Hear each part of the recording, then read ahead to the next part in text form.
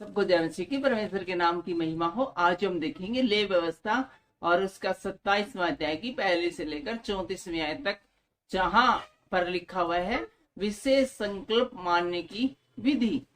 तो यदि आपके पास बाइबल है तो हमारे साथ निकाल लीजिए ले व्यवस्था उसका 27वां अध्याय की 1 से लेकर 34वीं आयत तक, विशेष संकल्प की विधि। फिर यहोवा ने मूसा से कहा, इजरायलियों से यह कहे कि जब कोई विशेष संकल्प माने तो संकल्प किए हुए प्राणी तेरे ठहरने के अनुसार यहोवा के होंगे। इसलिए यदि वह 20 वर्ष या उससे अधिक और 60 वर्ष से कम अवस्था का पुरुष हो तो उसके लिए पवित्र स्थान के स्केल के अनुसार 50 स्केल का रुपया ठहरे। यदि वह स्त्री हो तो 30 स्केल ठहरे। फिर यदि उसकी अवस्था 5 वर्ष या उससे अधिक और 20 वर्ष से कम हो तो लड़के के लिए तो 20 स्केल और लड़की के लिए 10 स्केल ठहरे। यदि उसकी अवस्था 1 महीने या उससे अधिक और 5 वर्ष से कम हो तो लड़के के लिए तो 5 और लड़की के लिए 3 स्केल ठहरे। फिर यदि उसकी अवस्था 60 वर्ष की या उससे अधिक हो और वह पुरुष हो तो उसके लिए 15 स्केल और स्त्री हो तो 10 स्केल ठहरे। परंतु यदि कोई इतना कंगाल हो कि याजक का ठहरा हुआ दाम न दे सके तो वह याजक के सामने खड़ा किया जाए और याजक उसकी पूंजी ठहराए, अर्थात जितना संकल्प करने से हो उसके याजक उसी के अनुसार ठहराए। फिर जिन पशुओं से लोग यहोवा को चढ़ावा चढ़ाते हैं, यदि ऐसे में से कोई संकल्प किया जाए तो जो पशु उसको यहोवा को दे वह पवित्र ठहरेगा। वह उसे किसी प्रकार से न बदले, न तो वह बुरे के बदले अच्छा और न अच्छे के बदले बुरा दे। और यदि वह उस पशु के बदले दूसरा पशु दे तो वह और उसका बदला दोनों पवित्र ठहरेंगे।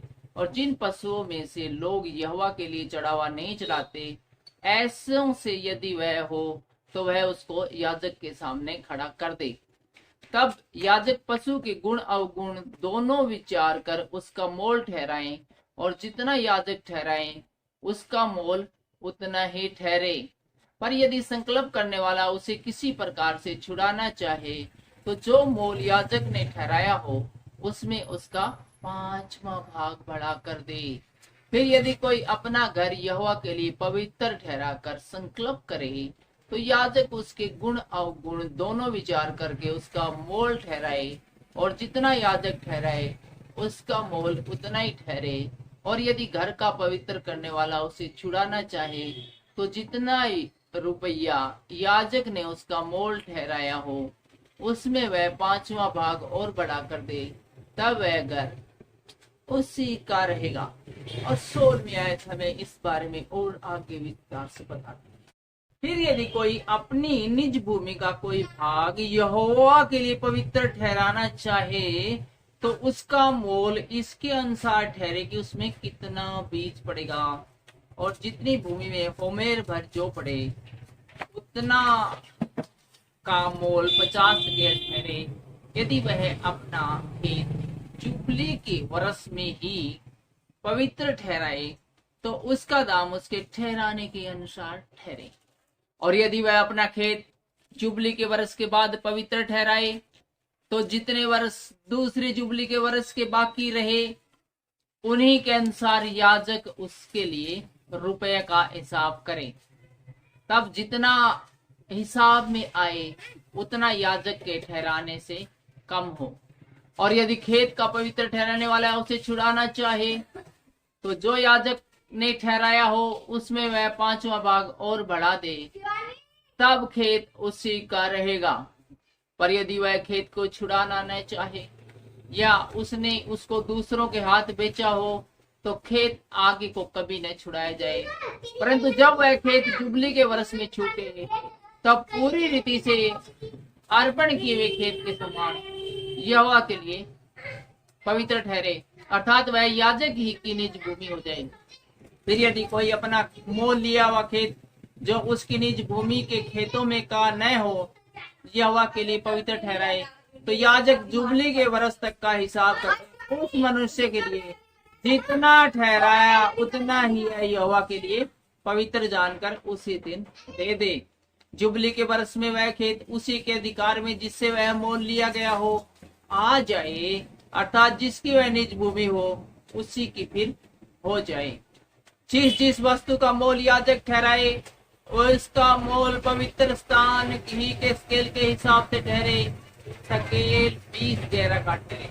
और 26वीं आयत में इस प्रकार से लिखा है, पर घरेलू पशुओं का पहलौठा जो पहलौठा होने के कारण यहोवा का ठहरा है उसका कोई पवित्र न ठहराए, चाहे वह बछड़ा हो चाहे भेड़ या बकरी का बच्चा, वह यहोवा का ही है। परंतु यदि वह अशुद्ध पशु का हो तो उसका पवित्र ठहराने वाला उसको याजक के ठहराए हुए मोल के अनुसार उसका 5वां भाग और बढ़ाकर छुड़ा सकता है, और यदि वह न छुड़ाए तो याजक के ठहराए हुए मोल पर बेच दिया जाए। परंतु अपनी सारी वस्तुओं में से जो कोई यहोवा के लिए अर्पण करे, चाहे मनुष्य चाहे पशु चाहे उसकी निज भूमि का खेत हो, ऐसी कोई अर्पण की हुई वस्तु न तो बेची ऐसी कोई अर्पण की हुई वस्तु न तो बेची जाए और न छुड़ाई जाए। कुछ अर्पण किया जाए वह यहोवा के लिए परम पवित्र ठहरे।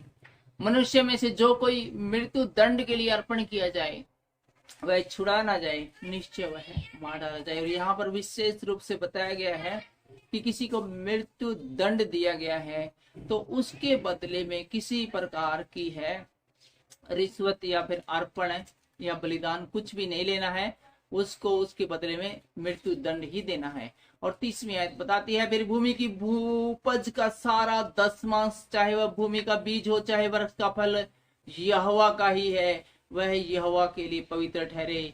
यदि कोई अपने 10वांश में से कुछ छुड़ाना चाहे तो 5वां भाग बढ़ाकर उसको छुड़ाए। और गाय बैल और भेड़ बकरी अर्थात जो जो पशु गिनने के लिए लाठी के नीचे से निकल जाने वाले हैं उनका 10वांश अर्थात 10-10 पीछे एक एक पशु यहोवा के लिए पवित्र ठहरे।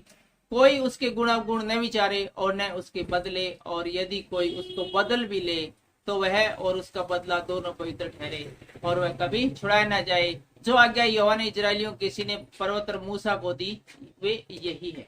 सबको जय मसीह।